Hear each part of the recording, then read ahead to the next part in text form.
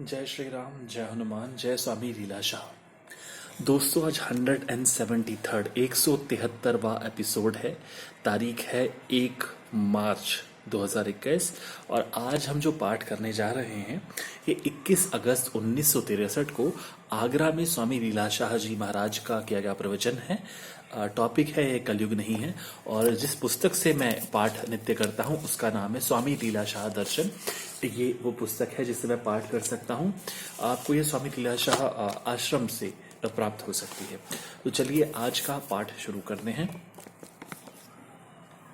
शुद्ध रखो, कहनी बहनी रहनी सहनी शुद्ध रखो। कहनी शुद्ध रखो अर्थात कभी भी कड़वे बोल न बोलो। दोस्त को दुश्मन बनाने से तो दुश्मन को दोस्त बनाना लाख गुना अच्छा है। यदि आपका बोलचाल ही ठीक नहीं होगा तो आपकी संतान भी वैसा ही काम करेगी। अतः भूल कर भी अशुद्ध शब्द ना बोलो। आपसे कोई कड़वा शब्द बोलता है तो आपके दिल को कितनी ठेस पहुंचती है। फिर आप क्यों नहीं मीठे वचन बोलकर सबके दिल जीत लेते हो। कांगा किससे लेत है, कोयल किसको देत, मीठे मीठे बैन से जग अपना कर लेत। दूसरा, बहनी अर्थात बैठना। आसन लगाकर एकांत स्थान पर बैठो। दीवार या किसी अन्य वस्तु का सहारा मत लो। शरीर स्थिर होने से मन स्थिर होता है, मन स्थिर होने से बुद्धि स्थिर होती है। तीसरा, सहनी अर्थात सहनशीलता। शाह साहब ने फरमाया है, चवंदन की मचैसे वैण वैराय साम हूँ, का मत की मत जहड़ी रोज डमरखे डियज, वेण माँ वराइज त सब दर सहागी थी। निमी खुमी निहार तू डमर वडो दुख, मंझा सबर सिख जे संवारिया समझी। जिसका दिल में करते हो वह स्वयं तुम हो। सबसे वास लो, सार वस्तु निकालो, दिल में मत करो। चौथा, रहनी शुद्ध करो। सबको गाल चये मूसा पद अगम जी, कोड़ियन में को हिकड़ो सामी सुख लहे, जे को रहत रहे पाण कढ़ी प्रतीत सा। लाख बार मिश्री मिश्री कहने से भी मुंह मीठा नहीं होगा। इल्म के साथ अमल नहीं हुआ तो वह इल्म कौड़ी समान हुआ। कहनी सभी कहे, बिरला कोई रहनी करे। भक्त की वाणी।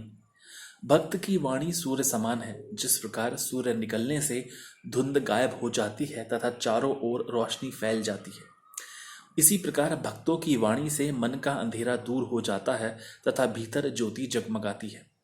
भक्त आठों ही पहर नाम का अमृत रस पीते हैं। यही कारण है कि उनकी वाणी इतनी मधुर व मनमोहक होती है। रात दिन उनके हृदय में उस मालिक की धुन लगी रहती है।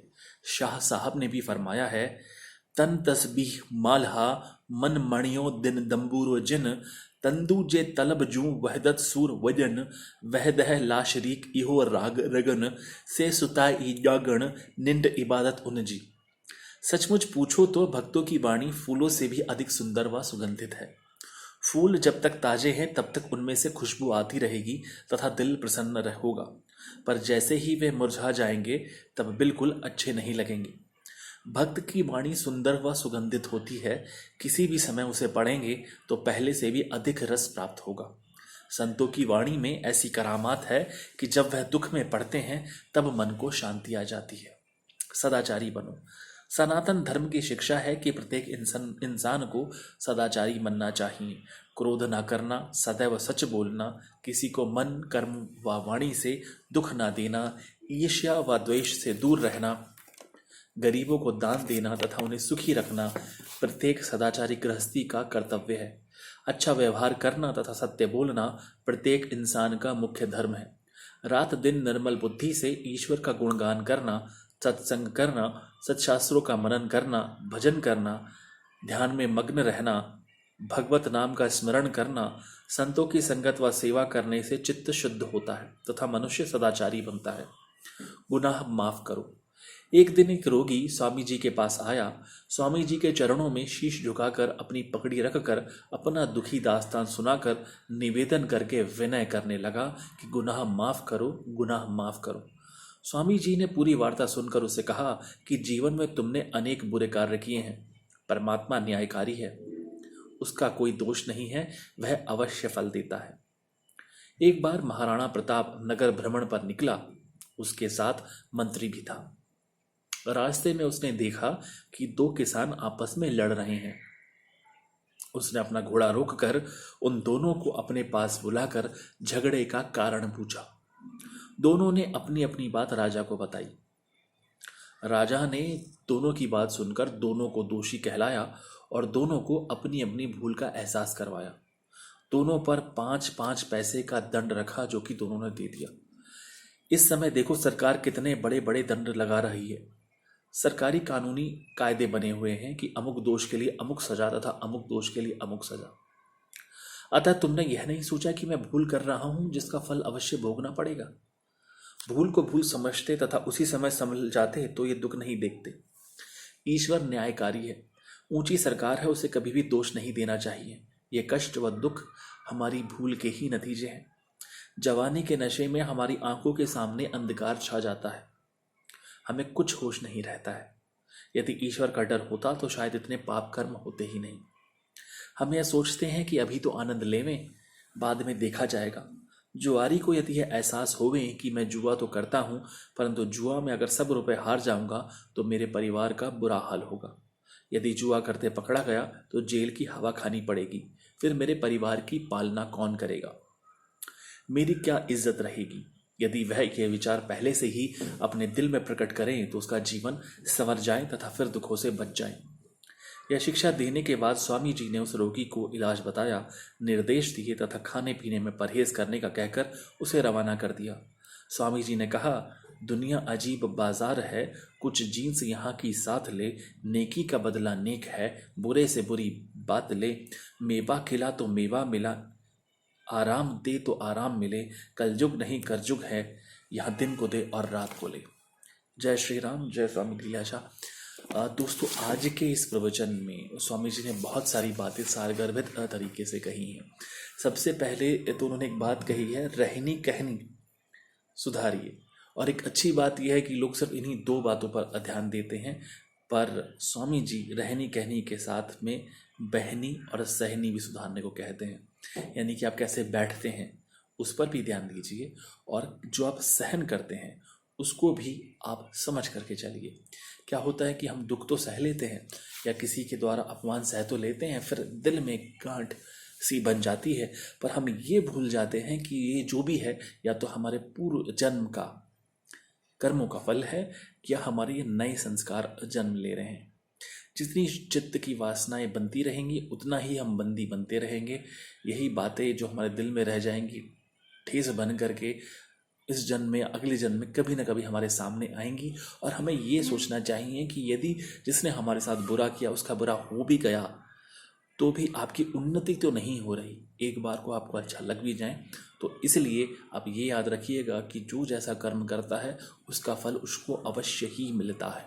आप अच्छा करते हैं तो आपको अच्छा मिलेगा, ज़रूरी नहीं कि जिसके साथ अच्छा कर रहे हैं वही आपके लिए अच्छा करें। तो इसलिए हम कोशिश करें कि जहाँ तक हो सके हम सदाचारी बने, अच्छे गुणों को अपने जीवन में उतारें और प्रतिदिन कुछ ना कुछ अच्छा कार्य करें। आपको लगता है कि यदि आप किसी गरीब की सहायता कर सकते हैं तो आप कीजिए। यदि आप इतने धनवान नहीं हैं तो किसी को विद्या का दान दीजिए। यदि आप उतने भी नहीं हैं तो अपने भोजन में से कुछ ग्रास में से कच्चा आटा या चीनी कुछ निकाल के आप चींटियों को भोजन दें। बचा हुआ जो भोजन रहता है, सूखी सब्जी के छिलके होते हैं, वह सब आप गाय को या अन्य जीवों को दे सकते हैं। बची हुई रोटी भी आप किसी को दे सकते हैं जो उससे काम में आ जाती है।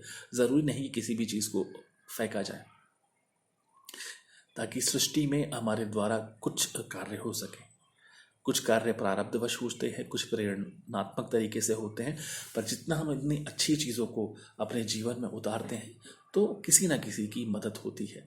और कोशिश करें कि सिर्फ मिश्री मिश्री बोलते रहने से मीठा हो जाए, बात ऐसी नहीं। कोशिश करें कि जितना हो पाए उतना अशुभ वचन नहीं बोलें, क्योंकि किसी के दिल को अगर ठेस पहुँचती है तो बहुत लंबे तक जाती है और लोगों पर प्रभाव पड़ता है।